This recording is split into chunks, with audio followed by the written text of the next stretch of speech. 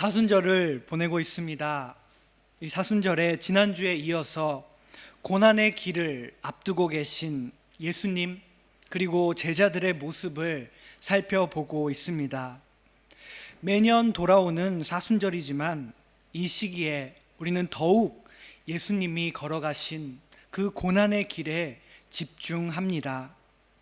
늘 읽고 묵상하는 예수님의 말씀이지만 특별히 이 사순절에 오늘 이 2023년을 살아가는 우리들에게 그리고 나에게 있어서 예수님은 누구이신지, 그리고 예수님의 고난은 어떤 의미를 갖고 있는지, 그리고 그 고난을 통해 예수님께서는 우리들에게 무엇을 말씀하고 계시는지 새롭게 바라보는 것입니다.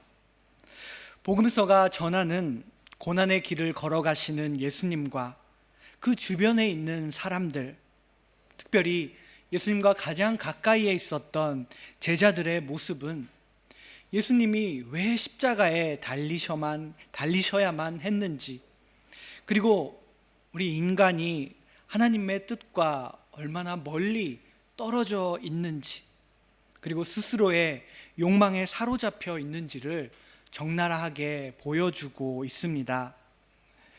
오늘 본문에 앞서서 그 바로 직전에는 예수님께서 세 번째 고난을 예고하신 내용이 기록되어 있습니다. 지난 주일에 우리는 예수님께서 첫 번째 고난을 예고하신 말씀을 나눴는데, 오늘 본문은 예수님께서 세 번째로 고난을 예고하신 직후에 이어지는 말씀이라는 것입니다. 오늘 본문 직전에 18절과 19절에는 이렇게 기록되어 있습니다. 보라, 우리가 예루살렘으로 올라가노니 그들이 죽이기로 결의하고 이방인들에게 넘겨주어 그를 조롱하며 채찍질하며 십자가에 못 박게 할 것이니라. 제3일에 살아나리라. 예루살렘에서 있을 조롱과 채찍질과 그리고 십자가를 예수님께서는 미리 제자들에게 세 번에 거쳐서 예고하셨습니다. 오늘 함께 본 본문 20절은 그때에 라는 말로 시작되고 있습니다. 그때라는 것은 바로 방금 우리가 보았던 것처럼 예수님께서 세 번째로 고난 예고를 하셨을 그때에 라는 의미입니다. 예수님이 이 땅에 오신 가장 중요한 이유, 마치 어린아이에게 있어서 무엇보다 소중한 보물과 같은 그 이유는 바로 하나님의 뜻을 이루는 것이었습니다. 그리고 그 뜻을 이루기 위한 고난의 길을 앞두고 예수님과 제자들이 서로 다른 이해를 갖고 있었다. 예수님과 제자들의 이해가 얼마나 큰 차이를 보여주고 있는지 오늘 함께 읽은 본문은 우리들에게 보여주고 있습니다. 12명의 제자들 사이에는 보이지 않지만 권력, 지위를 놓고 싸우는 다툼이 있었습니다. 제자들은 노골적으로 자신의 욕망을 드러내지는 않았지만 그들의 관심은 늘 권력과 명예, 지위에 있었다는 사실을 나타내는 그런 성경 구절이 있습니다. 마태복음 18장에서 제자들은 천국에서, 즉 하나님께서 다스리시는 나라에서 누가 가장 큰 자이는지를 묻습니다. 이 질문이 나오는 배경에는 제자들 사이에 언제나 누가 가장 큰 자가 될 것인가라는 그 다툼, 분쟁, 관심이 있었다라는 것을 보여주고 있습니다. 예수님은 그렇게 질문하는 제자들에게 마태복음 18장 4절에서 이렇게 말씀하십니다. 어린아이와 같이 자기를 낮추는 사람이 천국에서 큰 자이다. 그렇게 예수님은 이미 18장에서 가르치셨지만 제자들은 오늘 본문 20장에서 여전히 권력의 지위에 높은 자리에 관심을 갖고 있는 모습을 볼 수가 있습니다. 그동안은 수면 아래에 있어서 잘 드러나지 않았지만 늘 제자들 사이에 있었던 권력 싸움에 드디어 오늘 본문에서 불이 붙게 됩니다. 그 계기가 되었던 것은 세베대의 두 아들 야고보와 요한이었습니다. 예수님께서 우리가 이제 예루살렘에 올라간다 라고 말씀하셨을 때 야고보와 요한의 어머니는 예수님 앞에 나와서 절하며 다음과 같이 구했습니다. 오늘 본문 21절의 말씀입니다. 두 아들을 주의 나라에서 우편과 좌편에 앉게 명하소서. 제자들은 이 말을 듣고 매우 당황스럽고 또 초조해 했을 것입니다. 사실 다른 제자들은 말은 안 하고 있었지만 모두 똑같은 생각을 하고 있었기 때문입니다. 즉 제자들의 관심은 앞으로 누가 예수님께서 왕의 자리에 앉으셨을 때에 예수님의 측근이 될 것인가, 즉 오른팔과 왼팔이 될 것인가에 그 관심이 집중되어 있었기 때문입니다. 야고보와 요한은 그들이 바랬던, 그들의 욕망이 향하고 있었던 그 일을 직접 예수님께 말하지 않았습니다. 그리고 그들의 어머니의 입을 통해서 말하도록 하였습니다. 이 세베대의 두 아들 야고보와 요한, 이 형제는 왜 어머니의 입을 통하여 부탁을 한 것일까요? 그 이유로 생각할 수 있는 관계를 우리는 복음서를 보면서 발견할 수 있습니다. 야고보와 요한의 어머니는 살로메라고 하는 여인이었습니다. 또 다른 복음서인 마가복음은 예수님께서 십자가에 달리셨을 때에 예수님의 곁을 떠나지 않고 바라보고 있던 여자들을 소개하고 있습니다. 마가복음 15장 40절에는 이렇게 기록되어 있습니다. 멀리서 바라보는 여자들도 있었는데 그 중에 막달라 마리아와 또 작은 야고보와 요새의 어머니 마리아와 또 살로메가 있었으니, 마지막 부분에 살로메라고 하는 여인의 이름이 기록되어 있습니다. 그리고 이 마가복음의 병행 구절인 마태복음 27장 56절에는 이 살로메가 세베대의 아들들의 어머니였다라고 기록되어 있습니다. 마지막 부분을 보면 또 세베대의 아들들의 어머니도 있더라 라고 기록되어 있습니다. 그리고 또 다른 복음서, 공관복음서는 아니지만 제4복음서라고 불리는 요한복음에서도 예수님의 십자가, 그 십자가에 달리신 예수님 곁에서 있었던 여인들을 소개하는 내용이 있습니다. 요한복음 19장 25절을 보면 예수의 십자가 곁에는 그 어머니와 이모와 글로바의 아내 마리아와 막달라 마리아가 섰는지라 라고 기록되어 있습니다. 이곳에 그 어머니와 이모, 일본어 성경을 보면 그 어머니와 어머니의 자매라고 기록되어 있는 이 부분이 살로메를 이야기하고 있다라고 추측을 하는 학자들이 있습니다.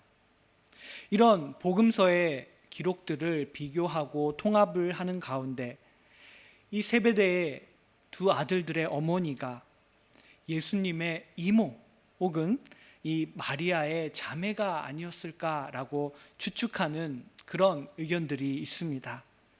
그러나 직접적으로 이모라고 말하는, 자매라고 말하는 이 요한복음에서 살로메의 이름은 언급되고 있지 않기 때문에 어디까지나 추측의 범위를 벗어나지는 않습니다.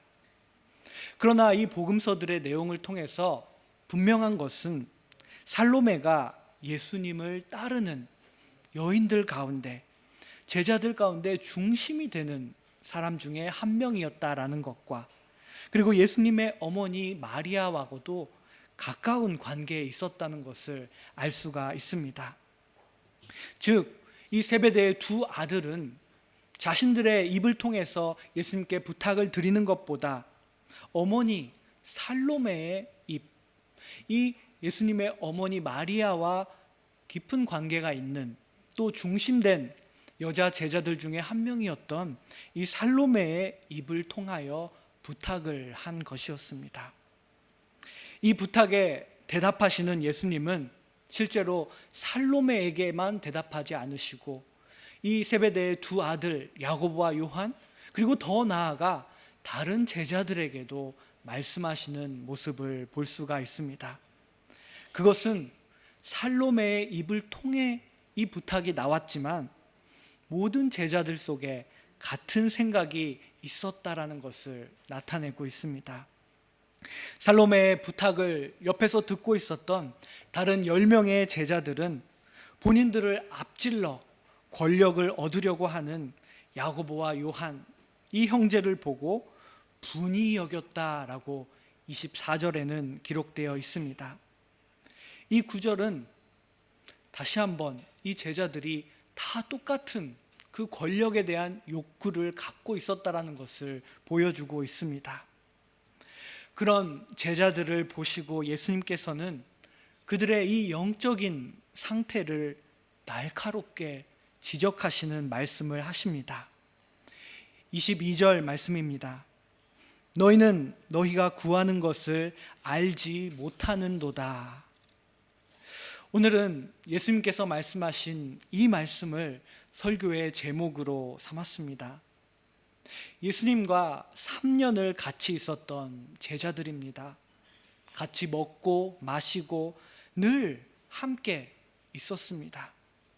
예수님께서 행하신 수많은 기적을 목격했고 또 놀라운 하늘의 진리, 하나님 나라의 가르침을 들어왔던 그런 제자들이었습니다. 주변에 있는 사람들의 눈, 세상의 눈으로 봤을 때 예수님과 가장 가까이에 있었던 사람들이 제자들이었고, 이제 눈빛만 봐도 무슨 생각을 하는지 그렇게 통할 것처럼 아마 보였을 것입니다. 이런 모습은 다른 사람들에게 보여지는 우리의 신앙의 모습과, 그리고 예수님께서 물으시는 그 속 안에 있는 참된 모습이 어떠한지를 우리를 돌아보게 하는 말씀이라고 생각이 됩니다. 다른 사람들이 보는 그 3년이라는 시간, 함께 있다는 그 사실이 중요한 것이 아니라 예수님께서는 우리들에게 뭐라고 말씀하시는지, 예수님이 지적하시고 말씀하시는 우리의 믿음의 영적인 상태는 어떠한지를 돌아봐야 한다라는 것입니다. 안타깝게도 오늘 본문에 있는 예수님의 말씀은 제자들이 3년 동안 예수님과 함께 있었지만 그들이 구하는 것이 무엇인지조차 알고 있지 않았다라는 것입니다. 즉, 예수님과 제자들 사이에 너무나도 큰 이해의 차이가 있었다라는 것입니다. 여러분은 오늘 본문에 기록되어 있는 이 제자들의 모습을 어떻게 보십니까? 참 어리석은 제자들이다. 만약 내가 예수님과 3년을 함께 했다면 좀 더 나은 모습을 보였을 텐데, 그렇게 생각할 수도 있습니다. 그러나 이 12명의 제자들의 모습을 통하여 우리는 우리 자신의 모습을 돌아보게 됩니다.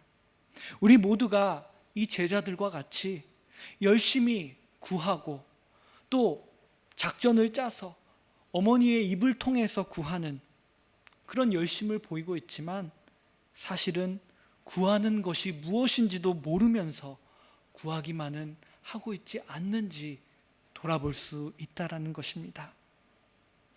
우리는 왜 예수 그리스도를 믿고 있나요? 우리는 무엇을 구하고 무엇을 기도하고 있나요? 오늘 예수님은 말씀을 통하여 우리들에게 묻고 계십니다.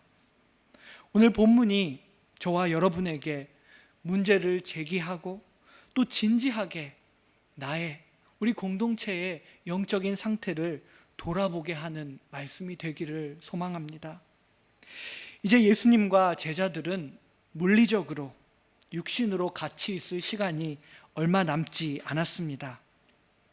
제자들은 그 사실을 잘 모르고 있었지만 예수님께서는 잘 알고 계셨기 때문에 제자들이 깨닫기 원하시는 가장 중요한 가르침을 전하려고 하십니다. 오늘 본문 22절 후반에 이렇게 말씀하십니다. 내가 마시려는 잔을 너희가 마실 수 있느냐? 오늘 본문이 말하는 20절에서 그때라고 했던 이 때는 바로 예수님의 세 차례에 걸친 이 고난의 예고, 그 고난을 예고하신 그 때에 이 오늘의 대화가 이어져 있다라는 것입니다. 예수님께서 예루살렘에서 있을 고난을 예고하신 후에 말씀하시는 잔, 그 잔은 어떤 의미인지 예수님께서 물으셨을 때 제자들은 그 의미를 깨닫지 못했습니다. 성경에서 잔이 나타내는 것은 크게 두 가지입니다. 첫 번째는 왕이 하사하는 귀한 것으로서의 잔입니다. 하나의 예로 시편 23편 5절을 보면 이렇게 기록되어 있습니다. 주께서 내 원수의 목전에서 내게 상을 차려주시고 기름을 내 머리에 부으셨으니 내 잔이 넘치나이다. 이 잔은 왕이 하사하는 영광의 잔, 기쁨의 잔, 그리고 왕의 돌봄, 왕으로 인하여 내가 받아들여지고 있다라는 것을 나타내는 그런 의미의 잔입니다. 그러나 또 한 가지 의미가 있습니다. 같은 시편 75편 8절에는 이런 말씀이 기록되어 있습니다. 여호와의 손에 잔이 있어 술거품이 일어나는도다. 속에 섞은 것이 가득한 그 잔을 하나님이 쏟아내시나니 실로 그 찌꺼기까지도 땅의 모든 악인이 기울여 마시리로다. 땅의 모든 악인이 마시게 될 잔에 대해서 이 시편 75편은 기록하고 있습니다. 그 잔은 하나님의 진노와 하나님의 심판을 의미하는 잔입니다. 야고보와 요한은 예수님께서 고난을 예고하신 후에 내가 마시는 그 잔을 마실 수 있느냐라고 물으셨을 때 바로 아무런 생각도 하지 않고 할 수 있나이다 라고 대답했습니다. 여기서 제자들과 예수님의 이 잔의 이해가 전혀 다르다라는 것을, 그 현저한 차이를 우리는 볼 수 있습니다. 예수님께서는 하나님의 진노의 잔, 심판의 잔을 마시기 위해 지금 십자가를 앞두고 계십니다. 예수님 자신을 그 진노 앞에 내어놓으시고 그리고 그 진노의 대상이 되려고 하시는데 제자들은 전혀 12명의 제자들이 단 한 명도 그 의미를 모르고 있었다라는 것입니다. 예수님께서 이스라엘의 정치적인 혹은 군사적으로 지도자가 될 것이다. 예수님은 살로메가 얘기했던 것처럼 왕좌에 앉게 될 것이다. 유대인들이 당시 갖고 있었던 그들의 메시아관을 제자들도 똑같이 갖고 있었다라는 것을 알 수가 있습니다.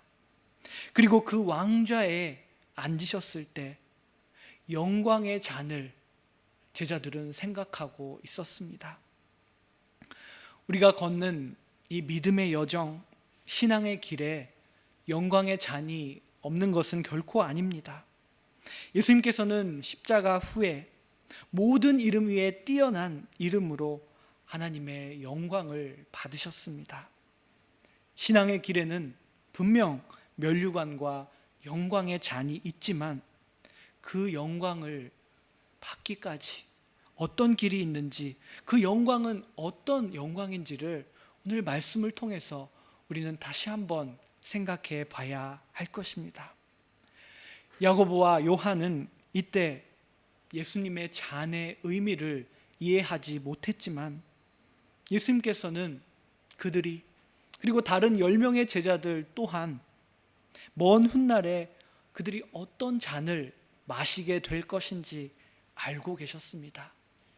그렇기 때문에 말씀하셨습니다. 23절입니다.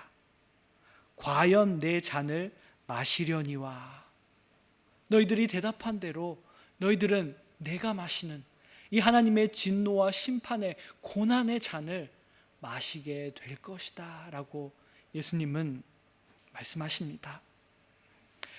아들의 부탁을 받아 대신 권력을 구했던 어머니 살로메는 하나님의 뜻 가운데 예수님께서 십자가에 달리실 그때에 가장 가까운 곳에서 그 십자가를 목격한 사람 중에 한 사람이 되었습니다. 살로메는 아마 평생 동안 자신이 두 아들을 대신하여 부탁했던 그 말이 얼마나 큰 오해에서 얼마나 인간적인 욕망 속에서 나온 말이었는지를 아마 평생 동안 회개하고 또 겸손하게 살았을 것입니다. 야고보와 요한은 어떠할까요? 이 두 형제 또한 훗날에 사도가 되어 예수님의 복음을 전하다가 순교하게 됩니다. 예수님의 그 잔을 마시게 되는 것입니다. 특히 야고보에 대해서는 성경 가운데 그 기록을 볼 수 있습니다.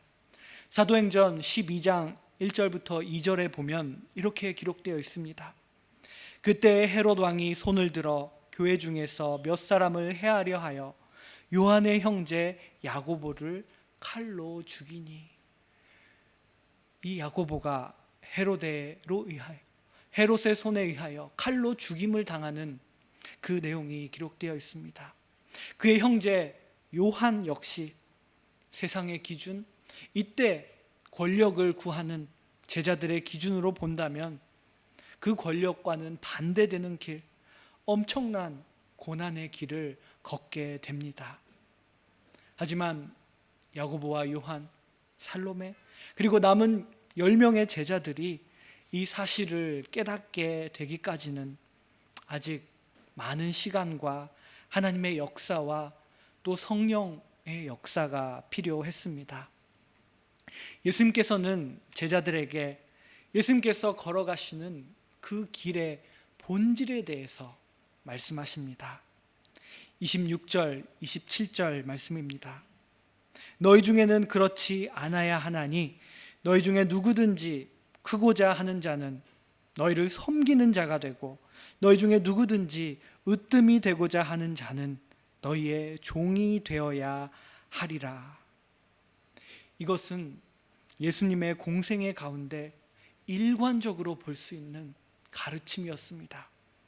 예수님은 말로만 이것을 전하지 않으셨습니다. 몸소 친히 이 길을 어떻게 걸어가시는지를 그 모범을 보여주셨습니다.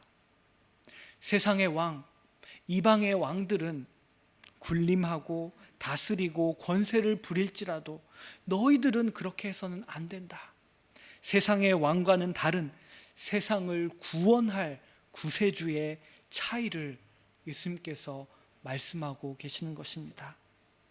권력으로 다스리지 않고 친히 함께하고 본을 보이시며 그 섬김의 길을 보이시는 분이 바로 예수님이십니다. 2000년이 넘는 교회사를 통하여 우리가 볼 수 있는 것은 교회가 체계화되고 성장해 가는 가운데 비례적으로 그 교회의 성장과 함께 교회가 부패되는 것도 커져갔다라는 것입니다. 초대교회는 박해 속에서 순환의 기간을 오랫동안 보냈지만 그 시대가 지나고 로마의 국교가 됐을 때에는 오히려 그 교회가 권력과 부를 얻었을 때 부패해가는 모습을 볼 수가 있습니다. 예수님께서 오늘 본문 25절에서 너희는 이방인같이 해서는 안 된다. 이방인의 집권자들은 그들의 의미로 주관하고 권세를 부리지만 너희들은 그렇게 하지 말아야 한다라고 했던 그것을 교회의 역사에서 교회가 행하였다라는 것을 우리는 볼 수 있다라는 것입니다. 참으로 안타까운 일입니다. 그리고 그런 교회의 역사를 돌아보면서 우리는 그리스도인으로서 우리 스스로의 모습, 그리고 우리 교회의 모습 또한 돌아볼 수 있어야 한다는 것입니다. 예수님을 믿고 예수님께서 걸어가신 길을 따라 걸어간다는 것이 무엇인지를 우리는 깨달아야 한다는 것, 이 말씀을 통해서 다시 한번 우리들의 마음판에 새길 수가 있습니다. 예수님은 28절에서 말씀하십니다. 인자가 온 것은 섬김을 받으려 함이 아니라 도리어 섬기려 하고 자기 목숨을 많은 사람의 대속물로 주려 함이니라. 그리스도, 살아계신 하나님의 아들 예수님께서 우리 인간과 같은 이 육신을 입고 성육신하여 이 땅에 오신 이유가 이 28절에 함축되어 있습니다. 예수님께서는 육신의 뜻을 따르지 않으시고 하나님의 뜻을 따르기 위해 이 길을 택하셨고 그리고 걸어가셨습니다. 제자들은 오늘 본문 속에서 아직 이 예수님의 말씀을 이해하지 못하고 있습니다. 하지만 하나님께서는 계속해서 하나님의 역사를 이루어 가십니다. 하나님의 때가 됐을 때 그들은 예수님께서 말씀하신 이 말씀, 예수님께서 말씀하신 그 잔의 의미, 예수님께서 걸어가신 길, 그 모든 말씀의 의미를 알아가게 됩니다. 그리고 성령으로 충만하게 됐을 때 그들은 새롭게 듣고 새롭게 보게 되는 귀와 눈을 얻게 됩니다. 오늘 함께 나눈 이 말씀을 통하여 우리는 예수님 앞에서 어떤 믿음을 갖고 있는지, 오늘 우리는 무엇을 구하는 그런 모습으로 살아가고 있는지, 혹시 우리도 이때의 제자들의 모습처럼 스스로 구하는 것을 열심히 구하지만 잘 모르고 있지는 않는지 돌아보기 원합니다. 그리하여 보다 예수님의 그 마음을 깊이 이해하고 예수님께서 부르시는 그 참된 제자의 길을 걷기 위해 하루하루 새롭게 되고 하루하루 새롭게 다짐하는 그런 사순절을 보내는 저와 여러분이 되기를 간절히 소망합니다. 기도하겠습니다. 하나님 아버지, 예수님께서 제자들에게 하신 귀한 말씀을 함께 나누게 하시니 감사합니다. 영적인 상황을 날카롭게 지적하시고 말씀하시는 그 예수님의 말씀을 우리 모두가 오늘 들었습니다. 다시 한번 스스로의 믿음을, 스스로의 삶을 점검하고 우리가 무엇을 구하고 있는지 다시 한번 돌아봅니다. 주님께서 저희 마음속에 찾아와 주셔서 잘못된 길을 가려고 할 때는 우리를 올바른 길로 인도하여 주셔서 주님의 뜻을 이루어가는 참된 제자의 길, 그 섬김의 길을 걸어가는 우리 모든 한 사람 한 사람이 될 수 있도록 인도하여 주시옵소서. 감사드리며 예수 그리스도의 이름으로 기도드립니다. 아멘.